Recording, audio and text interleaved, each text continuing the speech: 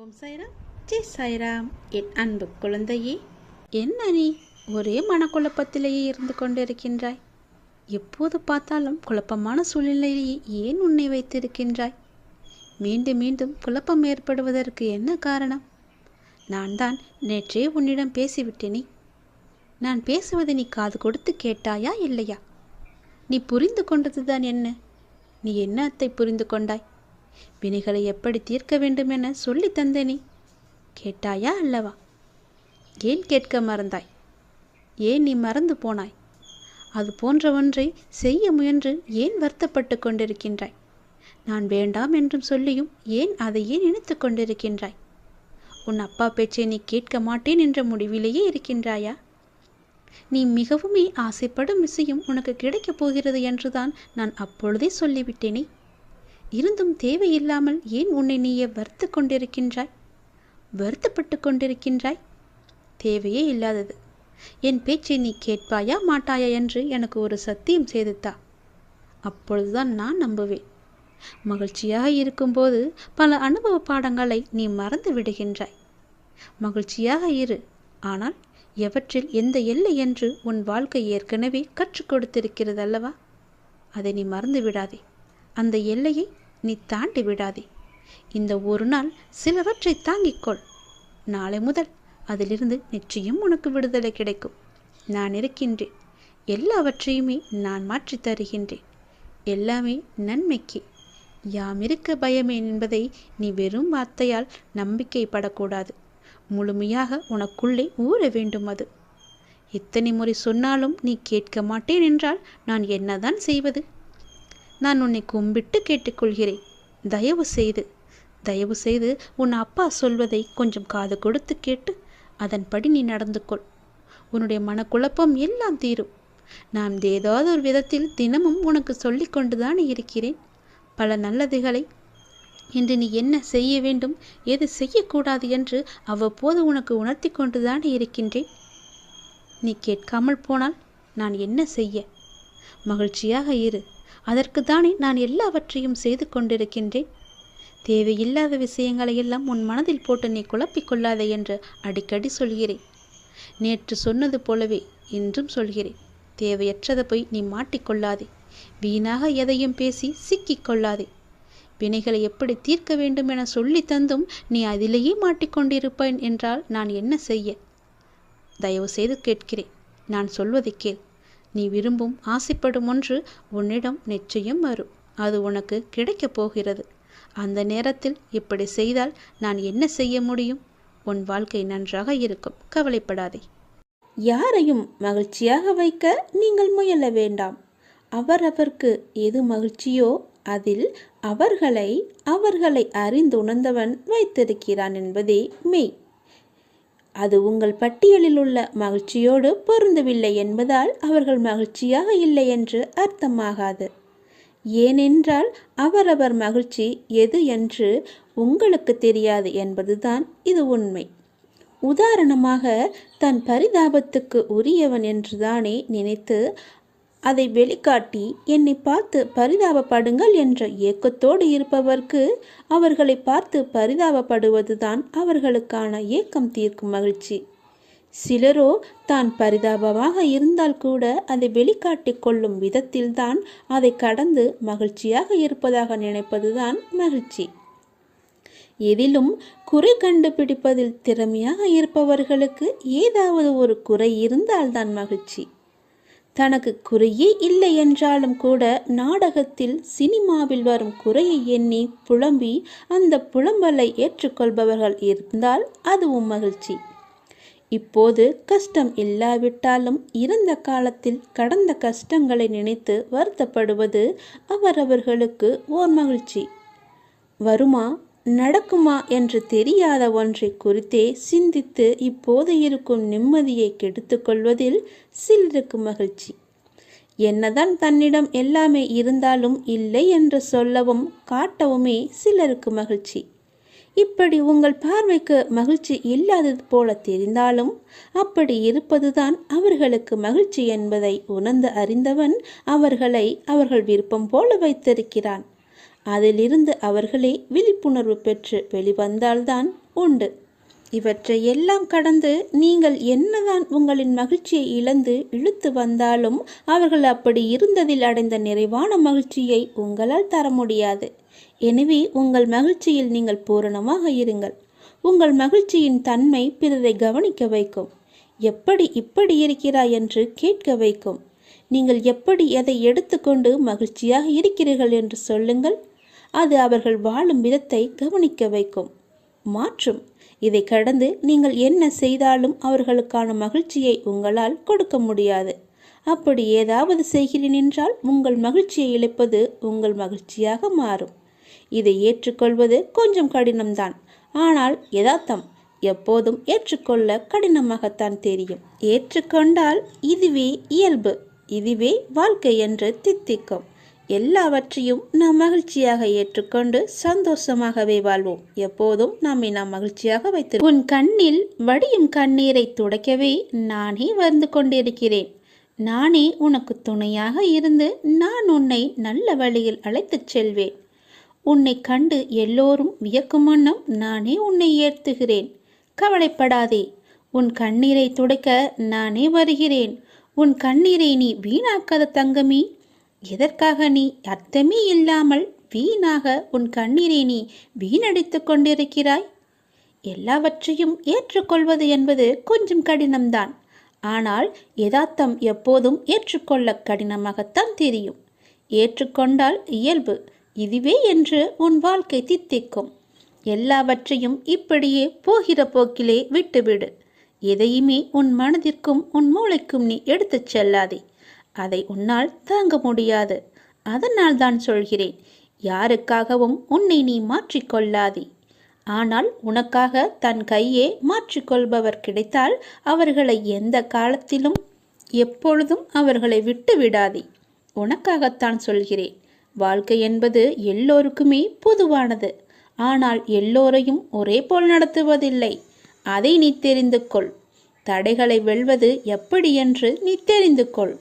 இன்றைய மனிதர்களில் அதிகம் பேர் ஏதாவது ஒரு கவலையுடன் தான் வாழ்ந்து கொண்டிருக்கிறார்கள். சிறு தடையையும் பெரிதாக எண்ணி கவலைப்படுகிறவர்கள்தான் அநேகமானவர். இதற்கு எல்லாம் காரணம் அவர்கள் மீதே அவர்களுக்கு நம்பிக்கை இல்லாததுதான். நமக்கு நண்பனும் நாமே, பகைவனும் நாமே என்று சொல்வது உண்டு. அதாவது யார் ஒருவர் தன் பலவீனங்களை முறியடித்து வெற்றி பெறுகிறாரோ அவரே தனக்குத்தானே நண்பராகிறார். யார் ஒருவர் தன் பலவீனங்களை வெற்றி பெற முடியாமல் தவிக்கிறாரோ அவர் அவருக்கே எதிரியாகிறார் என்று அர்த்தம். பெரும்பாலான நிகழ்வுகளை ஆராய்ந்து பார்த்தால் ஒவ்வொரு தடையும் ஒவ்வொரு வெற்றியை மறைத்து வைத்து அதனுள்ளே இருக்கிறது என்பது நீங்களே தெரிந்து கொள்ளுங்கள். அதில் 1000 அர்த்தங்கள் இருக்கிறது என்பது உங்களுக்கே புரியும். அதுபோன்றுதான் தோல்வியும். தோல்வி என்பது நம்மை மாற்றி அமைத்து கொள்ள வேண்டிய அறிவிப்பு என்று கூட சொல்லலாம். செல்வத்தை இழப்பது ஒன்றையும் இழப்பதாகாது. உடல் நலத்தை இழப்பது வேண்டுமானால் சிறிதளவு இழந்ததாகும். ஆனால் நம்பிக்கை இழப்பது எல்லாவற்றையுமே இழந்ததற்கு சமம் என்று சொல்வார்கள். தடைகளை வெல்வது எப்படி? அப்படித்தான் நீங்கள் கேட்கிறீர்கள். இதை நமக்கு எறும்புகள் கற்றுத் தருகின்றன. நன்றாக ஆராய்ந்து பார்த்தால் உங்களுக்கே அது தெரிய வரும்.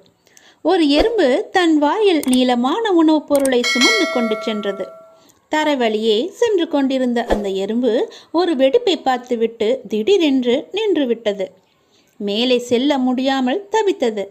சிறிது நேரம் கழித்து தான் சுமந்து வந்த இரையை வெடிப்பின் மேல் வைத்து சுமந்து வந்த இரையை நன்றாக பாருங்கள், சுமந்து வந்த இரையை வெடிப்பின் மேல் வைத்து அதன் மீது ஊர்ந்து சென்று வெடிப்பை கடந்தது. பின்பு அந்த இரையை கவ்விக்கொண்டு சென்றது அந்த எறும்பு. எறும்பின் அறிவு வியப்பை அளிப்பதாக உள்ளது என எழுதியிருந்தார் ஒரு ஆராய்ச்சியாளர். துன்பம் ஏற்பட்டால் அத்துன்பத்தையே பாலமாக வைத்து நாம் முன்னேற வேண்டும் என்பதுதான் இந்த எறும்பிடமிருந்து நாம் கற்றுக்கொள்ள வேண்டியது. ஒரு மிகச்சிறிய உயிரான எறும்பின் தன்னம்பிக்கை நமக்கு இருந்தால் கூட போதும். எந்த தடையையும் வெல்ல முடியும். கவலையும் காணாமல் போய்விடும். எத்தனை தடைகள் குறுக்கிட்டாலும் உள்ளத்தில் நம்பிக்கை மட்டும் இருந்துவிட்டால் உங்களின் வெற்றியை யாராலுமே தடுக்க முடியாது. எவ்வேற்பட்டவர் வந்தாலும் தடுக்க முடியாது. எத்தனை சூழ்ச்சிகள் செய்தாலும் தடுக்க முடியாது. தன்னம்பிக்கையை கொள்ளுங்கள். தடைகளை எல்லாம் கடந்து நீங்கள் வெற்றியை சுவைப்பீர்கள். பொறுமையை விட மேலான தவமும் இல்லை, திருப்தியை விட மேலான இன்பமும் இல்லை, இரக்கத்தை விட உயர்ந்த ஒரு அறமும் இல்லை, மன்னித்தலை விட ஆற்றல் மிக்க ஒரு ஆயுதமும் இல்லை. தோல்விகள் பல சூழ்ந்தாலும் இருளை விளக்கும் கதிரவன் போல அதனை நீக்கி அடுத்தடுத்த வெற்றி படிகளில் காலெடுத்து வையுங்கள். முடியும் வரை அல்ல, உங்கள் இலக்கினை நீங்கள் எப்போது அடையும் வரையோ அதுவரை நீங்கள் முயற்சித்து கொண்டே இருங்கள். உங்கள் வாழ்வில் நிச்சயமாகவே விடியல் விடியும். அந்த விடியல் விடியும் வரை முயற்சித்து கொண்டே இருங்கள்.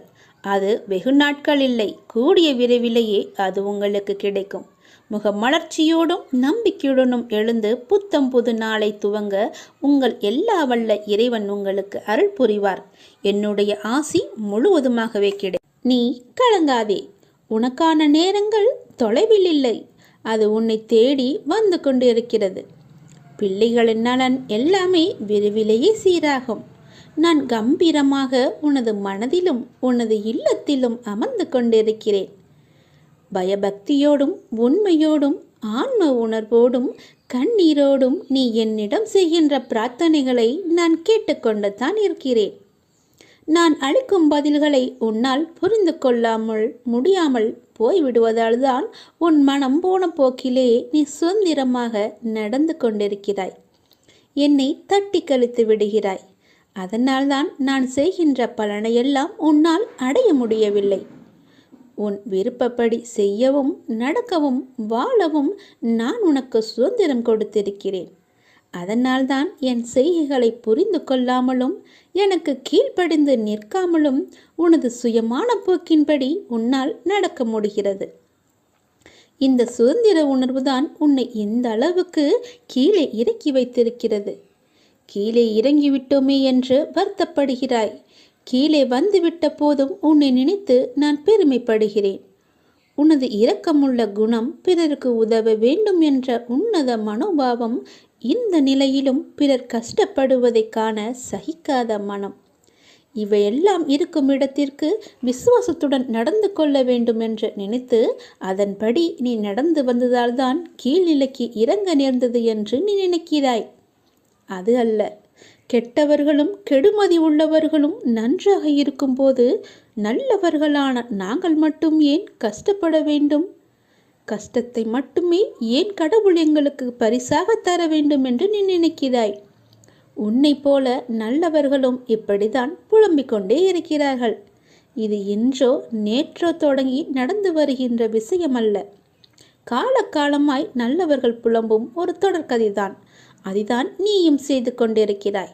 நான் உன்னிடம் பிரதிட்சயமாக விளங்க வேண்டும் என்றால் நீ கஷ்டப்பட்டுத்தான் ஆக வேண்டும். ஏனெனில் நான் நல்லவர்கள் மனதில் மட்டுமே வாழ முடியும். கெட்டவர்கள் மனதில் எனக்கு இடமே கிடையாது. எப்படி உன்னை கஷ்டப்படுத்தி வாழ்வதால் என்ன பலன் என்று நீ நினைக்கலாம்.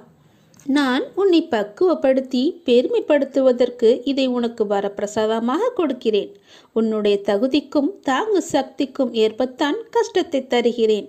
இதை உன்னால் சமாளிக்க முடியும் என்று தெரிந்த பிறகே கஷ்டம் வர தயாராக இருக்கிறது. இந்த நேரம் நீ வேகமாக செயல்பட வேண்டிய நேரம், சிந்தனையோடு செயல்பட வேண்டிய நேரம். இப்போதே உன் நிலையை பல மடங்கு நான் உயர்த்தப் போகிறேன். சந்தோஷமாகவே இரு. இன்று இரவே உனக்கு ஒரு அதிசயம் நடக்கப் போகின்றது. உன் கஷ்டத்திற்கெல்லாம் கடைசி நாள் என்று. இது என்னுடைய உத்தரவு.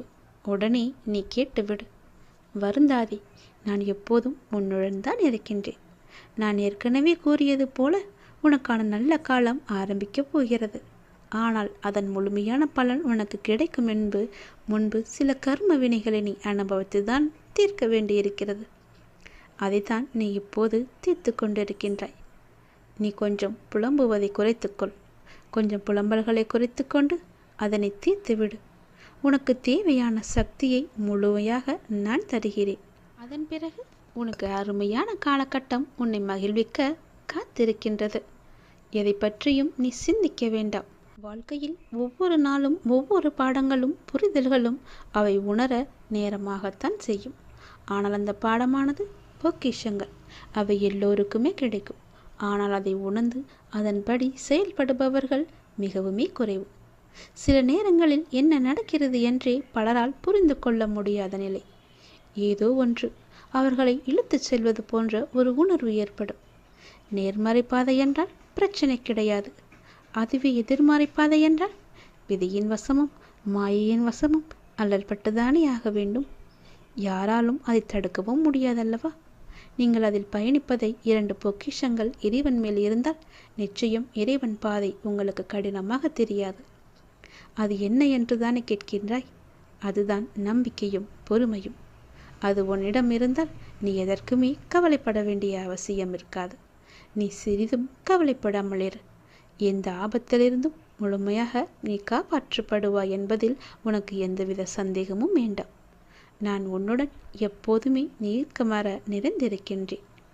இதோ நான் உன்னுடைய வேண்டுதல்களை நிறைவேற்றப் போகின்றேன். நான் மிகவும் மேலே என்று சொல்கின்றாயே, நீ பணம் என்ற சொல் விலையுள்ள காகிதம்.